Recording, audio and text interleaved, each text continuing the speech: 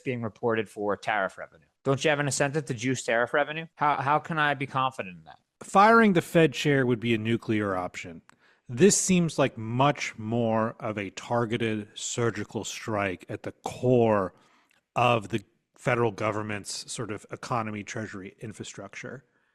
Is there any sort of precedent that you can remember for this kind of assault from the White House? We talked a lot about how the White House has and hasn't interfered with the Fed in the past. Is there anything like this on the statistics side? I mean, I went and actually looked up some of the history.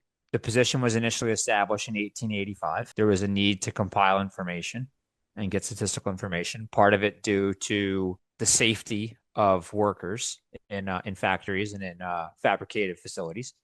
So there's been 16 of these heads of the BLS, and McAnt Arthur is the first to be fired. When she was confirmed 86-8. Vance and Rubio voted for her.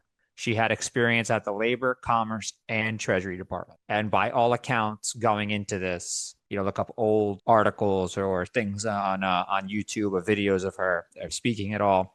Apparently, a dutiful bureaucrat by all accounts. The markets were certainly shocked on Friday, both by the news and by the numbers. We saw a significant dip in the stock market, but today, on Monday, it looks like they're right back in the green. Is the stock market a good barometer for how the financial world is taking this news, or they responded to Friday and now it's on to the next thing? Oh, I think it's always difficult to define, one day reactions. Jobs days can often be, high variance, volatility driven trading days. I think maybe the initial reaction was oversold because not a whole lot actually changed. And then Monday today, you saw